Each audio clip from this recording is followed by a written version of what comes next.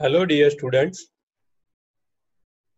this is lecture 1, topic name estimation of forging cost. This topic covered various types of forging operations, various types of weight, various types of losses and cost element of the calculating estimation of the forging cost. This topic under the unit number 4, name cost estimation of forging and the casting. This unit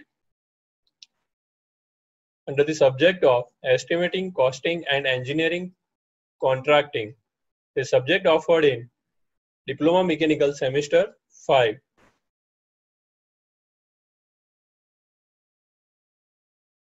Definition and types of forging. Definition: forging is a process employed to shape a metal by plastically deforming it in hot and cold state both. Forging is a one type of process which is converted originally shape of any metal to the other newly shaped, like rectangle bar convert in the round bar and the round bar convert in the rectangle bar. मतलब forging एक एवी process છે કે જે કોઈ બી મેટલને ગરમ કે ઠંડા રૂપમાં જ તેના શેપમાં ચેન્જ કરે છે. જેવી રીતે કોઈ ચોરસ આડછેદવાળો કોઈ સળિયો છે એને ગોળ આડછેદવાળા સળિયામાં રૂપાંતર કરે છે, અથવા ગોળ આડછેદવાળો સળિયો છે અને ચોરસ આડછેદવાળા સળિયામાં રૂપાંતર કરે છે. તો આવી જે પ્રોસેસ થાય છે તેને કહેવાય છે ફોર્જિંગ પ્રોસેસ. આ ફોર્જિંગ પ્રોસેસનું એક એક્ઝામ્પલ અહીંયા આપણે જોઈએ તો એક એક્ઝામ્પલ છે, અહીં આપણે જોઈ રહ્યા છીએ કે એક મેટલને સખત ગરમ કર્યું છે. સખત ગરમ કરતા તે એકદમ લાલાશ આમાં આવી ગઈ છે, રેડિશ પાર્ટ, જેને રેડિશ પાર્ટ કહેવાય છે ઇંગ્લિશમાં, ગુજરાતીમાં લાલાશ પડતો પાર્ટ કહેવાય છે. હવે આ ભાગ ઉપર આપણે કંઈ બી વસ્તુ ટીપીએ આ કહેવાય પ્લાસ્ટિક સ્ટેટ. આ એકદમ નરમ બની ગયું છે લોખંડ. તો આ મટીરિયલને પકડવા માટે આ જે સાધન વાપર્યું છે એને કહેવાય છે ટોંગ. ટોંગ મતલબ સાણસી. આ ટોંગની મદદથી આ જે મટીરિયલને અહીંયા ગ્રીપ કરી છે તો આ ગ્રીપ કરેલા પાર્ટને કહેવાય છે ટોંગ ગ્રીપ. અને અહીંયા ઉપરથી હેમર દ્વારા અહીંયા ફોર્સ આપવામાં આવે છે અને આ મેટલ ઉપર જે ફોર્સ આપવામાં આવશે તો જે પ્રમાણે મેં વાત કરી તમને કે શેપ બદલાય છે, કે રેક્ટેંગલ શેપ હોય તો રાઉન્ડ શેપમાં જાય છે અને રાઉન્ડ શેપ છે તો રેક્ટેંગલ શેપમાં જાય છે. તો આ રીતે ડિફરન્ટ ટાઈપ્સના ઓપરેશન કરીને અલગ અલગ શેપ ક્રિએટ કરવામાં આવે છે, કોઈ ગરમપણામાં કે ઠંડા રૂપમાં, in the hot state and the cold state. Types of forging. તો ટાઈપ્સ ઓફ ફોર્જિંગના બેઝિક 2 ટાઈપ. પહેલા હેન્ડ ફોર્જિંગ, સ્મિધી ઓપરેશન, સ્મિધી ફોર્જિંગ. તો સ્મિધી ફોર્જિંગ એ કહેવાય છે કે કોઈ બી લુહારી કામ, જેને આપણે ઓરિજિનલી લુહાર કહીએ છીએ, કે જે શું કરે છે લોખંડને ગરમ કરીને એમાંથી બીજા વિવિધ વાસણો બનાવે છે કે ઓજારો બનાવે છે. The smithy work on the hot iron and they create various farm equipment or various equipment or the kitchen store articles and the memento, various things. So this type of smithy first heated up the metal up to the plastic temperature.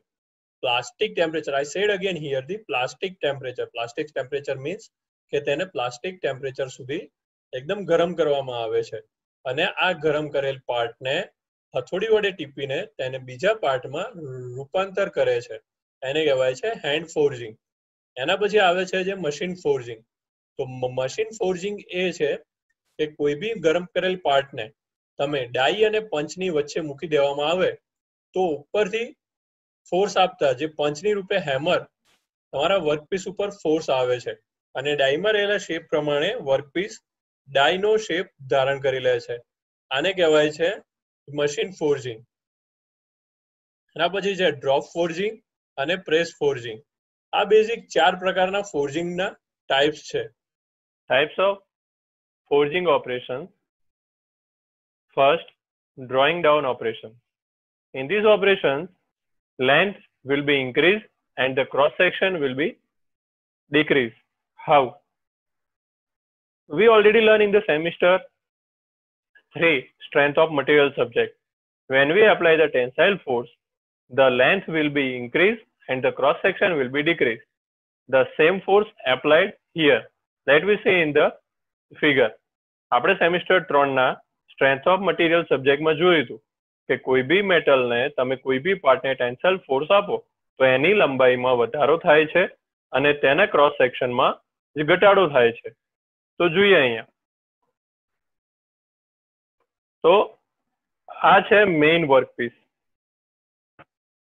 આ વર્કપીસને અહીંથી પુલ કરવામાં આવે છે. પુલ મતલબ ખેંચવામાં આવે છે. ખેંચો મતલબ કે આ થયો ફોર્સ, એ ટેન્સાઇલ ફોર્સ.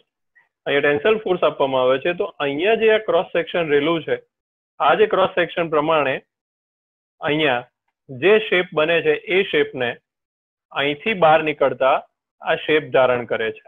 અને જે આ શેપ ધારણ કરે છે એને કહેવાય છે one type of wire drawing operation. હવે વાયર ડ્રોઈંગ ઓપરેશન મતલબ શું? તો by this method we create wire કે કોઈ બી મેટલને આપણે નાના અચ્છેદમાંથી પુલ કરવામાં આવે, ખેંચવામાં આવે તેના પ્લાસ્ટિક સ્ટેટમાં, તો તે વચ્ચેથી તૂટતો નથી પણ તે લાંબો વાયર બનતો જાય છે. અને અત્યારે માર્કેટમાં જોવાતા બધા જ પ્રકારના વાયર આવી રીતે બનેલા હોય છે. તેને કહેવાય છે ડ્રોઈંગ ડાઉન ઓપરેશન. બીજું ઓપરેશન છે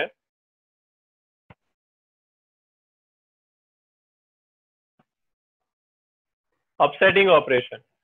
In these operations, cross section will be increased and length will be decreased. Let's see. Cross section will be increased and the length will be decreased, reduced. Now let's check the figure. So this is the figure of the upsetting operation. Before applying the force, we see here the cross-sectional diameter of this side. We call here D. After applying the pull force, see, after applying the push force, the press comes down. The press comes down, then the cross-sectional diameter will be increased. This is D1 and the D1 is greater than the D. The third operation is bending operation, to bend a job. Like this figure, if we bend pipe in this condition, the 90-degree condition, bend pipe in the 90-degree angle. So once heated this portion to the plastic state and bend easily in this condition. But in case we do not heat this pipe, then we want some more force apply here. And after applying the force, steady on that force there. मतलब અહીંયા જો આપણે 500 kilonewton કે 800 kilonewton કે 1000 કિલોન્યુટનનો force આપીને આ band કર્યું છે, તો ત્યાં થોડી વાર ઊભા રહો. ઊભા રહો મતલબ કે એમને એમ ફોર્સને રિમૂવ ના કરશો. રિમૂવ નહીં કરો તો આ બેન્ડ ઇઝીલી ત્યાંના પ્લાસ્ટિક સ્ટેટમાં આવીને ફરીથી સોલિડ થઈ જશે. તો આ કોલ્ડ સ્ટેટમાં પણ થઈ શકે છે અને હોટ સ્ટેટમાં પણ થઈ શકે છે. બીજી રીતે જો કોઈ શીટ મેટલ છે, શીટ મેટલને આ જે પોર્શનથી બેન્ડ કરવું છે તો હેમરિંગ ફોર્સ આપવામાં આવે છે. હેમરિંગ ફોર્સ આપો એટલે પોર્શન અહીંથી બેન્ડ થાય છે.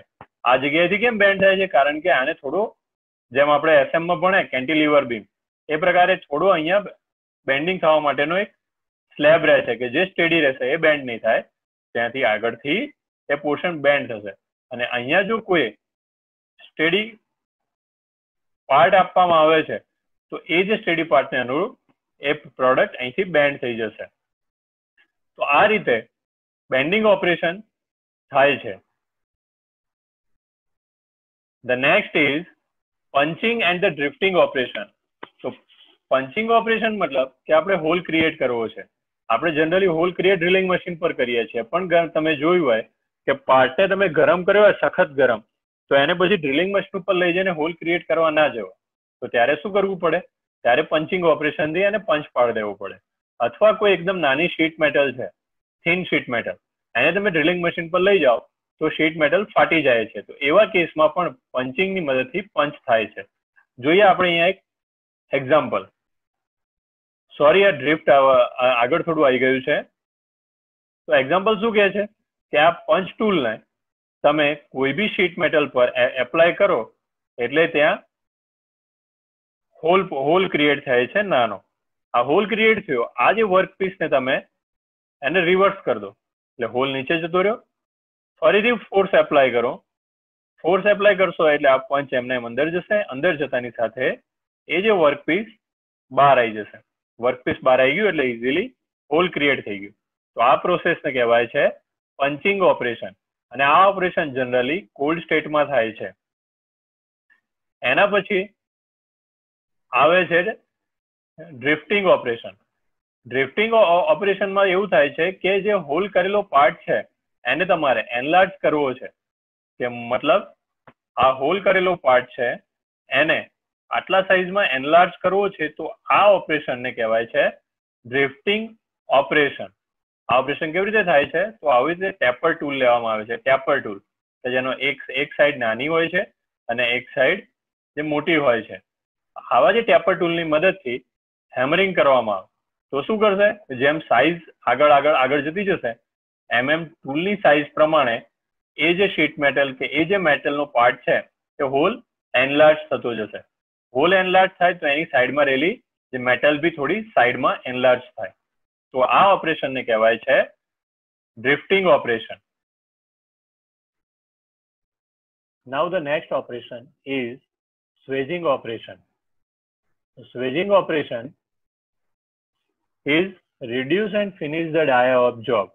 By reduce and finish the dia of job, how? First we discuss one example. When we create the thread on the pipe, what we need and what we does? ત્યારે આપણે કોઈ pipe ઉપર thread પાડીએ છીએ ત્યારે આપણે શું કરીએ છીએ? તો પાઇપને આપણે ડાઈમાં ફિટ કરીને એની ઉપર ડાઈ, આંટાવાળી ડાઈને ગોળ ગોળ ફેરવીએ છીએ. ગોળ ગોળ ફેરવીએ એટલે એની ઉપર આંટા પડતા જાય છે. તો આ ઓપરેશનને સ્વેજિંગ ઓપરેશન કહેવાય છે. આમાં શું કર્યું આપણે કે વર્કપીસની ઉપર ડાઈને ક્લેમ્પ કરતા ફિટ કરતા આગળ જઈને ડાઈને ગોળ ગોળ ફેરવીએ છીએ. ડાઈને ગોળ ગોળ ફેરવીએ છીએ. સો ડાઈનો જે શેપ છે, ડાઈનો ઇન્ટરનલ જે શેપ છે એ વર્કપીસ ઉપર ડાયરેક્ટ આવે છે. ત્યાં ડાયામીટર રિડ્યુસ થાય છે અને સાથે સાથે એનો ડાયામીટર ફિનિશ પણ થતો જાય છે. એવી એક ફિગર આપણે અહીંયા જોઈએ કે જ્યાં 3 ડાઈનો યુઝ કરેલો છે અને એ 3 ડાઈ અહીંયા જેમ શેપ છે કે 1 3 શેપ, તો આવો શેપ આ 3 ડાઈમાં છે કે આ 1 2 અને 3 3 ડાઈમાં આવો શેપ આપેલો છે. અને આ 3 ડાઈ જ્યારે વર્કપીસની ઉપર આ રીતે ફોર્સ આપીને જ્યારે ફિટ કરવામાં આવે ત્યારે આ જે ડાઈમાં જે શેપ આપેલો છે એવો શેપ વર્કપીસ ઉપર ક્રિએટ થઈ જાય છે. અને આ જે વર્કપીસ ઉપર ક્રિએટ થઈ જાય છે એ શેપ ને કહેવાય છે સ્વેજિંગ ઓપરેશન. તો આવા સ્વેજિંગ ઓપરેશનમાં તમારે કોઈ બી ડાયના શેપ પ્રમાણે તમે વર્કપીસ ઉપર એ શેપ ક્રિએટ કરી શકો છો. Hot cutting operation. Hot cutting ઓપરેશનની અંદર કોઈ બી મેટલ બારને સ્મિધી શોપમાં પહેલા એને હીટેડ કરવામાં આવે છે. હીટેડ મતલબ તેને એકદમ ગરમ કરવામાં આવે છે. તો આ રીતે ગરમ કરેલા પાર્ટને આગળની બાજુ ધારદાર ચીસલ વડે એને અમુક મટીરિયલ રિમૂવ કરતા જાય છે, જે રીતે એની ઉપર શેપ ક્રિએટ થાય છે. આ પ્રોસેસને એ રીતે પણ કહેવાય છે જે આપણે કોઈ બી જે બટરના ક્યુબમાંથી આપણે નાની સ્લાઇસ ક્રિએટ કરીએ છીએ ત્યાં આ રીતનાનો પાર્ટ ક્રિએટ થાય છે કે ત્યાંથી નાના નાના જેમ સ્લાઇસ નીકળતી જાય પ્લાસ્ટિક સ્ટેટ કે બટર રૂપમાં એકદમ નરમ હોય છે. તો એવી જે પ્રોસેસને હોટ કટિંગ ઓપરેશન કહેવામાં આવે છે. નેક્સ્ટ પોઈન્ટ છે procedure of calculating the material cost.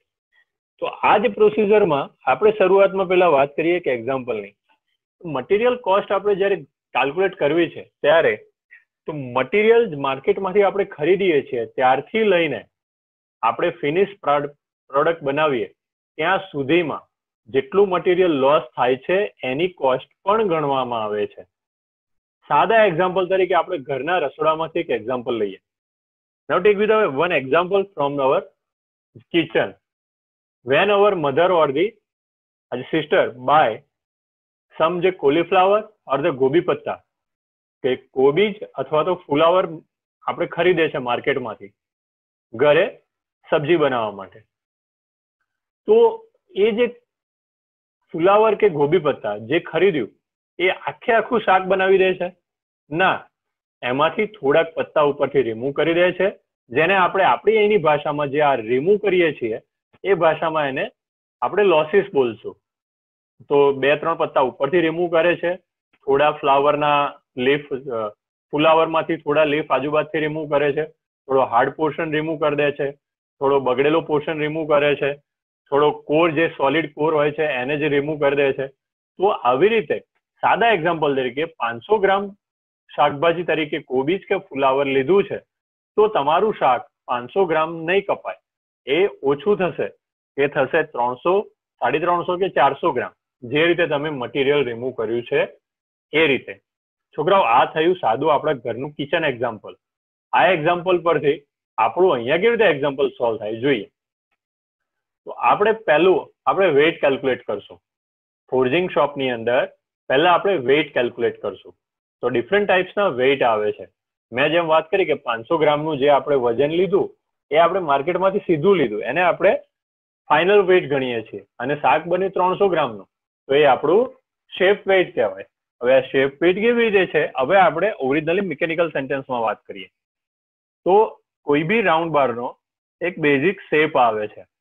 એક સાદા શેપ તરીકે વાત કરીએ, રાઉન્ડ બાર. રાઉન્ડ બારની અંદર એનો ડાયામીટર હોય છે અને એની લેન્થ હોય છે. તો આ રાઉન્ડ બારના શેપ પ્રમાણે એનું વેઇટ કેલ્ક્યુલેટ કરવામાં આવે છે. તો વી ઓલરેડી નો કે weight is the product of volume and the density of the material, and the volume calculated by using its the dimension given in the drawing. કે ડ્રોઈંગમાં આપેલા તમારા ડાયમેન્શન પરથી તમારે જે આખું વોલ્યુમ કેલ્ક્યુલેટ કરો એઝ પર ધ શેપ વોલ્યુમના આજે ડિફરન્ટ ઇક્વેશન ઉપરથી, અને એ શેપ વોલ્યુમના ડિફરન્ટ ઇક્વેશન પરથી વોલ્યુમ શોધીને મટીરિયલની ડેન્સિટી સાથે એને ગુણાકાર કરો. જે આન્સર આવે છે એને કહેવાય છે shape weight, like volume into density. એક નાનો એક્ઝામ્પલ જોઈએ અહીંયા. તો આ એક ફિગર છે. તો ફિગરનો ડાયામીટર ડી આપેલો છે.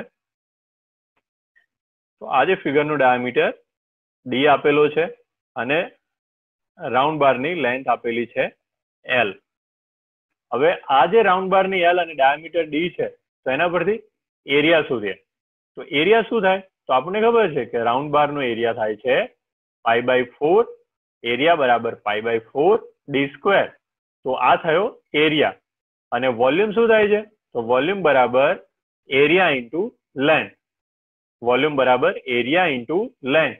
આ ખાસ યાદ રાખજો, આ આગળ જરૂર પડશે. વોલ્યુમ બરાબર એરિયા ઇન્ટુ લેન્થ. તો આ રીતે આપણે કોઈ બી ડ્રોઈંગનું શેપ વેઇટ ફાઇન્ડ કરી શકીએ છીએ.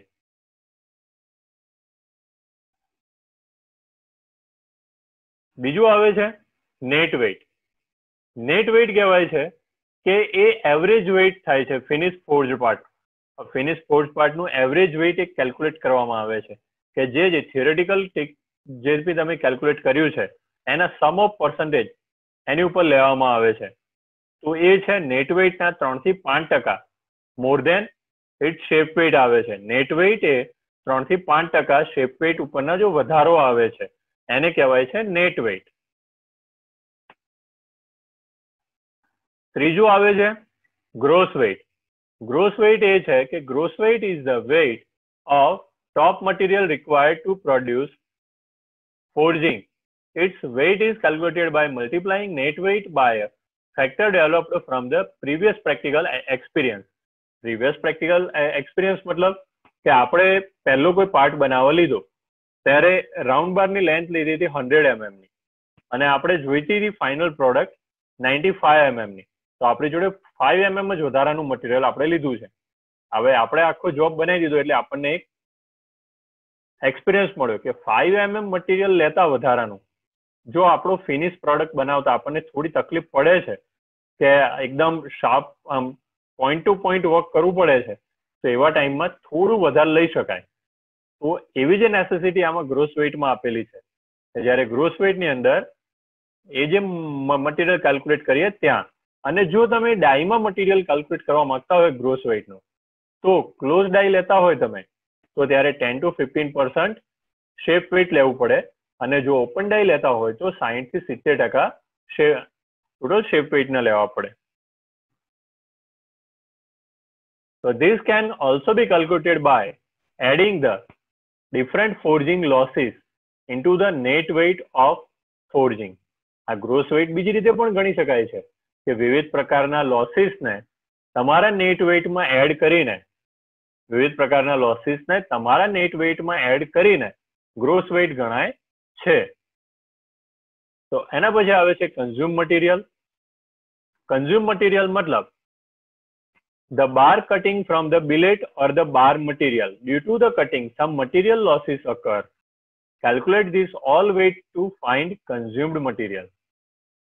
આપણે એક વસ્તુ જો ધ્યાનથી માર્ક કરીએ તો જ્યારે વર્કપીસ તરીકે કોઈ બી રો મટીરિયલ સાઇઝ કટ કરવાની હોય છે મેઇન બારમાંથી અને આપણે બિલેટ કહીએ છીએ તો બિલેટમાંથી એક નાનો બાર કટ કરવાનો છે તો when we required 100 mm and after the 100 mm we cut that material by the hexo.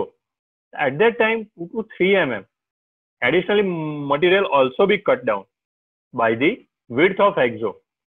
Yes student, this point we never check. આપણે આ પોઈન્ટ ક્યારે ચેક નહીં કર્યો પણ આ વસ્તુની ખાસ ઇમ્પ્રેશન પડે છે વેઇટ ઉપર. જ્યારે તમને એક ફિક્સ 100 mm નો લેન્થ આપ્યો હોય અને એમાંથી તમને આપણી ટિપિકલ હેક્ઝો મશીન ઉપર તમને 10 ઇક્વલ પાર્ટ કરવાના કે તો તમે શું કરશો સાદી રીતે કે 100 mm છે 10 ઇક્વલ પાર્ટ છે 10 mm ના પાર્ટ પાડ દો. પણ 10 mm ના પાર્ટ પાડવા જાઓ ત્યારે હેક્ઝો ઉપર તમારી 2 mm થઈ જતી હોય તો વધારાનું મટીરિયલ તો કેટલા mm વેસ્ટ થાય છે 12 mm મટીરિયલ તમારું કન્ઝ્યુમ થાય છે. તો કન્ઝ્યુમ થાય છે આને કહેવાય છે consume material. Thank you. So today we complete our day 1 lecture. Thank you.